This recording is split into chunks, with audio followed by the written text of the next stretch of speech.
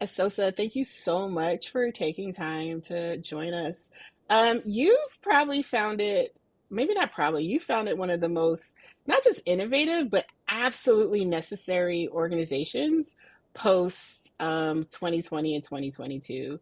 Can you just talk to us a little bit about Onyx Impact and what kind of brought you to the moment of pulling this amazing research collaborative together? Yes, absolutely, and thank you so much for having me, Anoa. Uh, Onyx Impact we founded it a year ago to fight disinformation targeting Black communities in particular, and you know we I decided to found Onyx Impact after having been deputy executive director at Fair Fight Action for a number of years, where we quickly realized that if you were passionate about ensuring access to the ballot, you had to be passionate about understanding disinformation and educating people on it, because that was becoming such a huge component. And so was very involved with the counter disinformation kind of community for a number of years. And post in 2022, we saw all types of very Black centric disinformation narratives across Georgia. Things like no reparations, no vote, hashtag vote couch.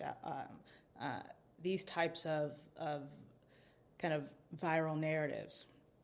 And when I went to the broader counter disinfo community about it, they were like, not only do we not have guidance, we've actually never even heard of any of these things. And so, as we all know, there's a Black Twitter, a Black YouTube, Black Facebook, a Black media ecosystem. And if you're not aware and engaged in that ecosystem, you're not going to be able to understand what's going on or fight back. And so, founded Onyx Impact so that the Black community can have the same access to these counter disinformation practices, guidance, efforts as every other community, and wanted it to not just be an organization that is putting out reports, but also and keeping receipts, but also actually giving strategic guidance and launching our own program to make sure that we can protect as many Black voters as possible and create a healthier Black information ecosystem. Yeah, I appreciate that so much. And when you're thinking about the information ecosystem, right? You're probably someone who's been really mapping and looking at the broader network. Can you just like kind of paint a picture of what we're talking about here, right? It's not just, oh, I get on my Instagram or YouTube or wherever, TikTok, wherever I'm getting information. I see some things, it's cute, whatever. Maybe I pay attention to the news, but like there really is an entire network across all these platforms that is, bottom lining into our feeds on a regular basis and giving us what ought to be considered necessary information about the way we're engaging in the world. And some of it's good and some of it's bad and some of it's intentionally bad. Like, what are we talking about? We're talking about just like the information ecosystem that Black voters and Black communities in general are engaging with. Right. So one of the things that we found at Onyx Impact in our recent polling is that only 15% of young Black folks are getting their news and information from cable news. Right. The over 70% are getting their news and information from various social media platforms. Right. And so if you're not engaging on those platforms, on the TikToks, the Instagrams, the uh, Snapchat, Facebook, what have you, you're going to be missing out on engaging, Black audiences as a whole. And we know that what does that mean? That means that things like podcasts and radio shows and YouTube shows, what have you, are becoming more and more necessary to larger and larger staples of the Black information ecosystem. And what that means in an election cycle is that you often see bad actors target, staples of Black news and culture to try to get these narratives talked about on their platforms. And if we're not actively engaging with those same platforms, we're going to one, allow disinformation to spread, and two,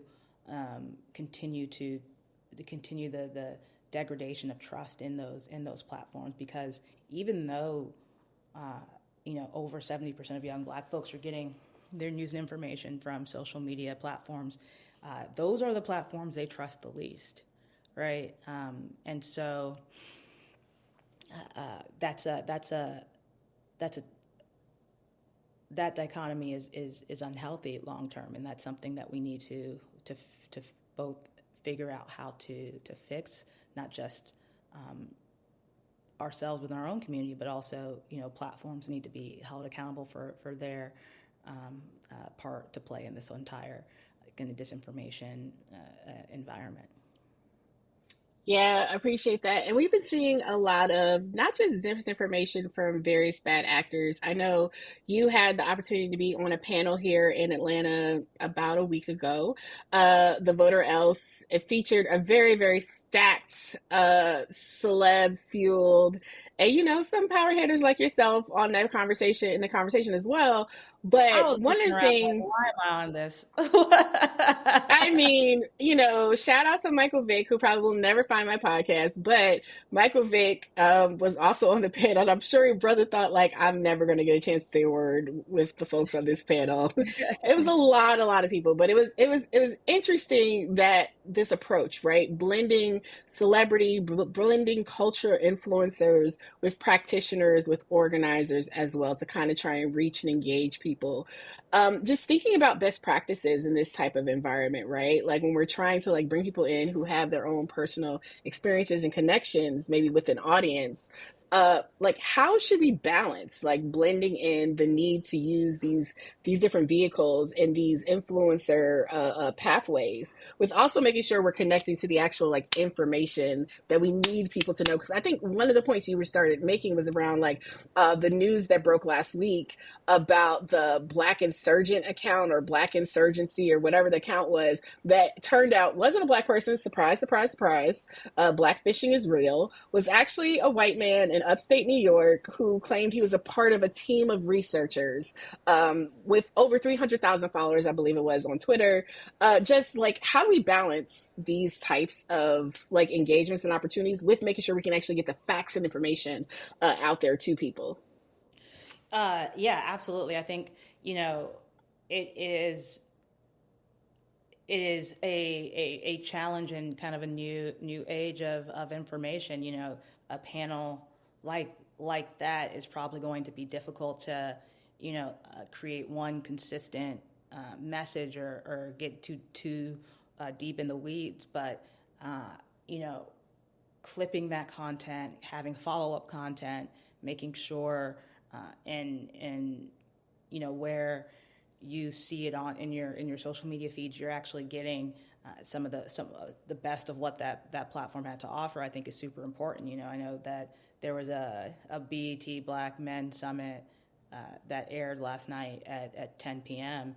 past my bedtime, right? But before it aired, I had already seen dozens of clips of important Mm. information from that summit, and so things like that are super important. And um, it's important to be able to uh, understand the impact of folks like the Black insurrectionist, right? Who, um, as you said, has been pretending to be a Black far right conservative, and one of the many people that we are tracking who are have been pushing really harmful narratives to Black folks this entire cycle. Many of them, I think the Black insurrectionist was quite political. Many of them have pretended to be apolitical, pretended to hate both parties, but all of a sudden, the last month and a half, they've all come out aggressively for Trump, and so you know, seeing folks push messages of disengaging all year, only to then, come out and in favor of a specific candidate.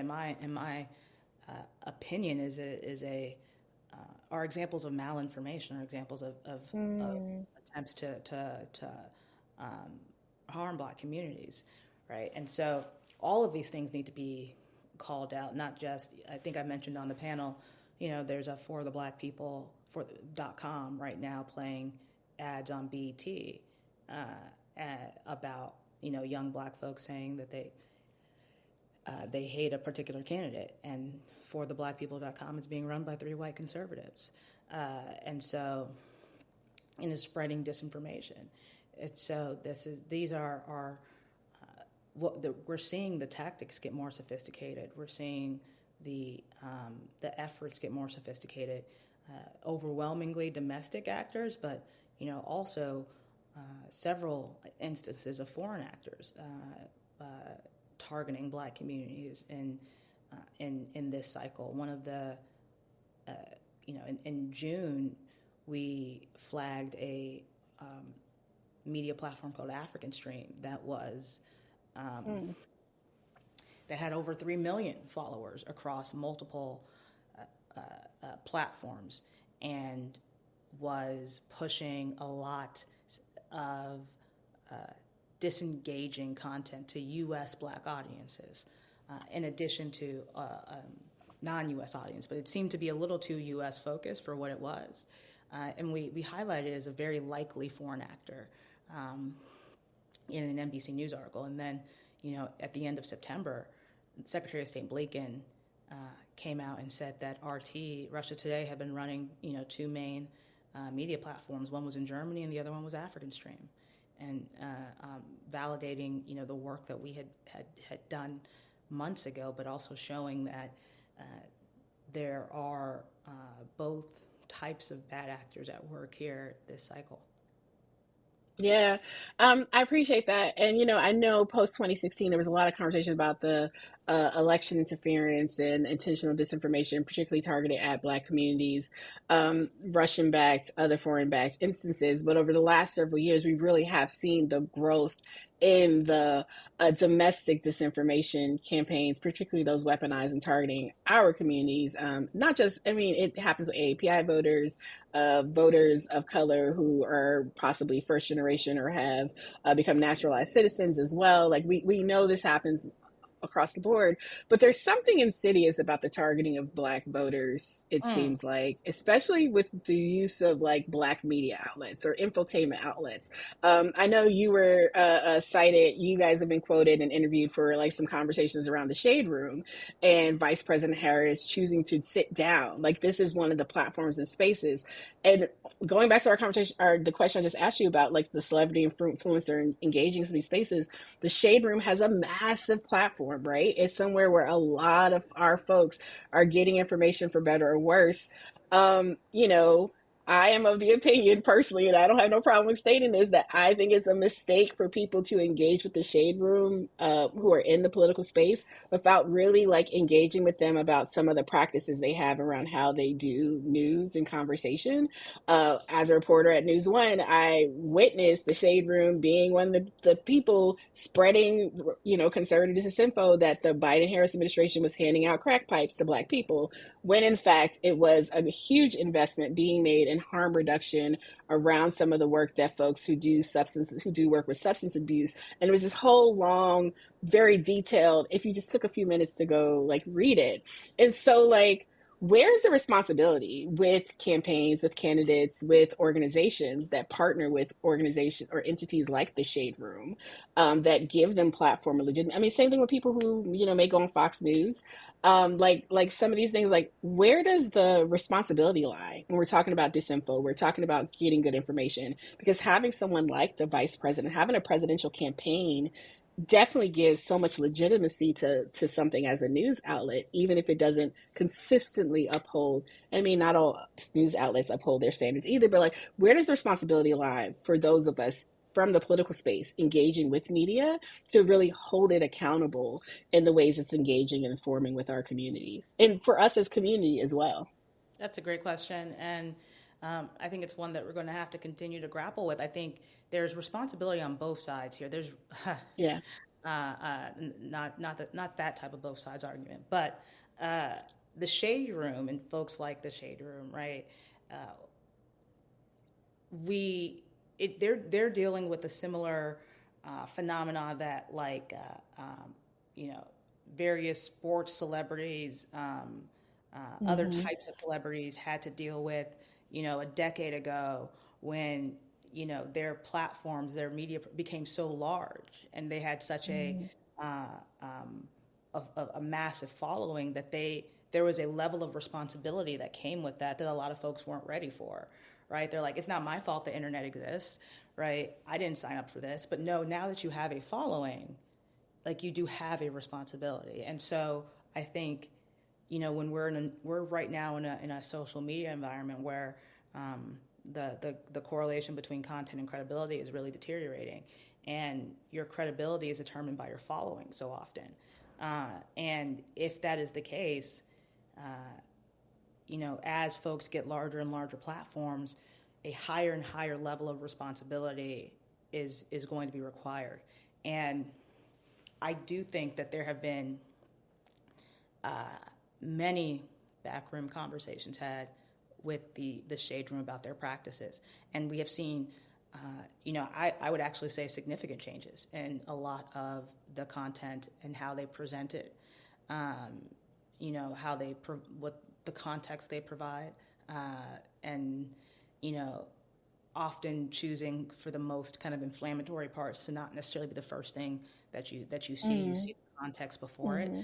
um, and so you know, there is a there there is a need to both call them out publicly and privately, and other uh, um, similar types of programs. You know, the Breakfast Club, right? It's another what we call these gateway platforms, and Yes. regardless of your opinions of the Breakfast Club, you know, we did 7 national focus groups earlier this year, and every single one of them named the Breakfast Club as a place they get their news and information from.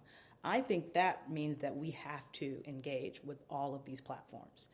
We Yeah. have to engage with the Shade Room. We have to engage with the Breakfast Club, while we're also building and investing in healthier Black information ecosystems. But um, it is no longer the case that we can kind of gatekeep audiences, if you Mm-hmm. will.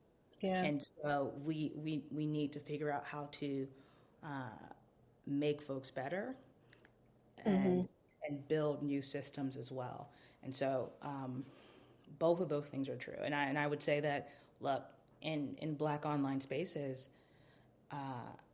before the shade room type interview week, if you will,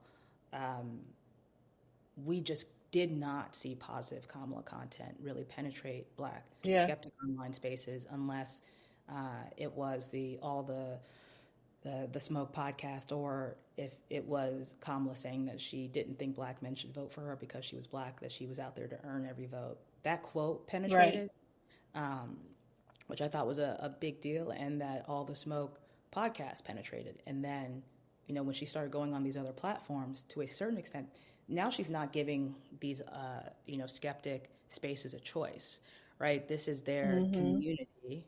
This is such a big part Mm. of who their audience is following, right? They don't have they have to cover it. You would be it would be wild for them to not cover it. And so Yeah. now we're actually seeing those spaces have to engage in positive Kamala content, have to engage in the opportunity agenda, and so it's a, but we don't. There's no formula for this yet, right? Right. Like when athletes become go professional at this point, you know, the level of services that we have, that we provide, like, and this is your image and this is what you need to know and this is what the response, we don't have that, we don't really have a language for what that looks like for social media folks yet. That was a Mm-hmm. way too Mm-hmm. long Mm-hmm. answer to your No, no, question. no, no, no. But that was like so I really, really appreciate the way you brought that full circle and just thinking about, I like what you said about not gatekeeping, right? Because there's a lot that does not break through to certain audiences at all unless it is a particular person. And then also like we can't assume, like I was listening to a conversation folks were having earlier, and they were just talking about how like, you know, all this. weight and pressure and stress on black voters, or black voters, I can't believe black voters would think to do this, or I can't believe black voters aren't just showing up this way. um Black voter, I mean, people will say in one breath black voters are not a monolith, but then completely disregard very key segments of the black voting bloc that you need to absolutely engage. And you're right, and this is statistics we're seeing across the board. It's not just anecdotal, it's documented. YouTube has a stranglehold on black men, on folks, period, but on black men of all ages, from my 6-year-old nephew to my 68-year-old father. There's so much there, and what people are seeing and how we're perceiving it. And if we're not breaking through, and we are seeing, just broadly in society, there's a lot of conversation about younger men becoming more detached, becoming more, disengaged. We're seeing, conservative approaches and values and things really latching on to folks that people aren't realizing is happening. So if we're not in these spaces having these conversations, providing these like a counter narrative, another viewpoint, people are just left to their own devices. Something else you said earlier about like how, the content about Kamala hasn't, or the content, the black fishing, right? The fake black content hasn't all just been like pro Trump or pro conservative. A lot of it has actually been the contrarian, I'm disengaged. And even if there are people in those spaces who are very prominent black figures who do that, whether they're doing it intentionally or whatever. But there is this whole idea like, oh, I'm a free thinker, oh, I'm this, that just seems like people have globbed onto that to then help steer people to these other types of content. And so I'm just thinking about, it's also like, what are some strategies? Like, how can people become just developing also? We talk about media literacy, but it's not even just media literacy, right? Like, just getting really more aware, and how some of this content isn't just provocative and engaging, but like people really are trying to steer folks like the Pied Piper, um, and the Pied Piper from actually children's storytelling and not the music one, to like actual, really bad information that can harm us in terms of real world implications around policy and candidates and legislation and action. Like, what are some strategies people can use to kind of like decipher or sift through the noise, so to speak? This is such a good question and comment, because you know there are so many people online right now. This is not a genius kind of statement. There are so many people online with very large followings, um, um, bidding themselves as experts in a topic they don't know Mm, nothing about. They literally don't know yeah. anything about. Uh, you know, the number of um, financial education. I don't even know what that word means anymore. Kind of podcast, TV shows, what have you, or on these platforms. I mean, I saw someone like a week ago say that if you were really serious about building black wealth, you had to put 40% of your paycheck into the stock market. And I was like, somebody needs to shut this down, right? Like that, like you are 100% right. Like there's a lot of bad information. We need to build better habits, and we need to increase skepticism slightly, which is actually going to be easier for Black folks because we come to this whole space with a higher level of skepticism anyway, for very good reasons, right? And so, um, uh, one thing that we need to do is get better about um, determining who our trusted messengers are and kind of going from Mm, there, right? And this is not always going to lead folks to a great place, but I think it's a great place to start, right? Who do you um, trust to give you the most accurate information in your community, right? And then who are they following, and who are they following, and kind of blockchain it out to make sure that your network is filled with as many of those robust kind of messengers as possible. I think second, we need to to train, if you will, ourselves to be to pause more often before we share stuff, especially content that gives us a strong emotional reaction. That stuff is like, the stronger your reaction to a post, the more you should pause and double check it before you share it, right?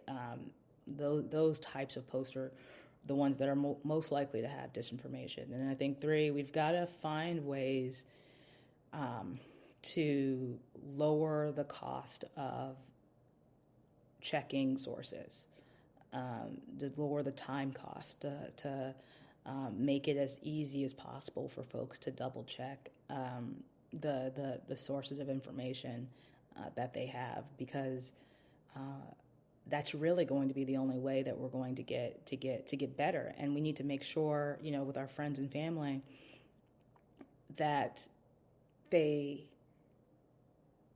instead of trying to tell them that they're wrong or tell folks that you're wrong, especially if you care about them, it's much more important to just try to get them to be more open to other sources of news. And where we see disinformation take hold, the easiest to strongest is when folks only have one source of news, only are constantly, getting only a single viewpoint. I think it is like across spectrum. Like, it's even, if they're a gateway pundit person, like, just get them to follow Fox or something along those lines. Like, even you're just very likely to see different versions of a story, and it's going to make you question, okay, what is the actual story here? What's the actual truth? And so these are the types of, I think, skill sets that we all need to kind of start just building and having ingrained at a very young age, to be skeptical of what you see. The internet has provided an ability for an immense amount of learning, access to learning that we've never had before. But with that also comes, the dangers that we need to protect ourselves, our kids, our families from. Absolutely, thank you. And then I'll just turn it over to you. Any final thoughts or words of wisdom as we're, heading into election day. We already know what goes down here in Georgia, unfortunately, with the shenanigans and foolishness. And I know Georgia's not alone. I see people doing dumb stuff in Florida and Pennsylvania and other places as well. So just final thoughts, like, as folks are heading to the polls, as people are trying to figure out what they're going to do. Or just how we show up better in this digital ecosystem. Look, uh, as election day approaches, right now we are in we're in a fever pitch of disinformation from now Yeah. until election day and potentially afterwards, right? We know that there are going to be efforts to sow chaos and confusion, right? And to especially regarding the results. So we want to take steps to prepare. We know that they are likely going to even target our community. So, like, what are the steps that we can take to prepare? I think number one, you want to make a plan to pick your top 2 or 3 sources for election news right now. Know what they are right now, and these are the sources that you're going to go to figure out what is happening, what's not happening, who has won, who hasn't won, what have you.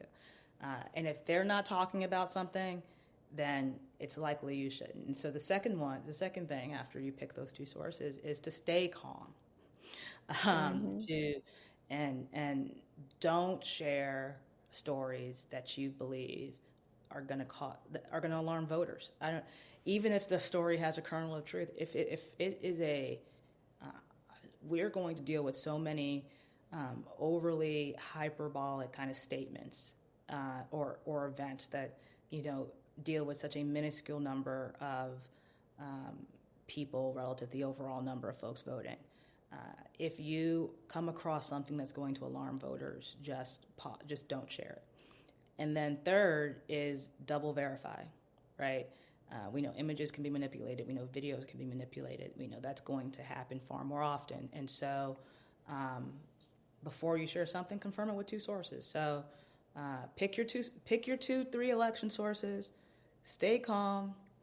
and double verify would be, what I would leave people with, to make sure that you're not getting distracted by the noise and nonsense of election day.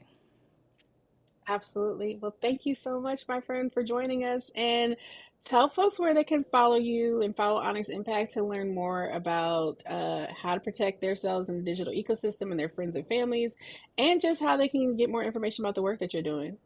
Yeah, absolutely. I'm on Twitter at Esosa underscore Osa, Instagram at Esosa underscore Osa one, TikTok as of today, onyximpact.org. So feel free to check us out, and we'll be putting out more and more information as we move forward.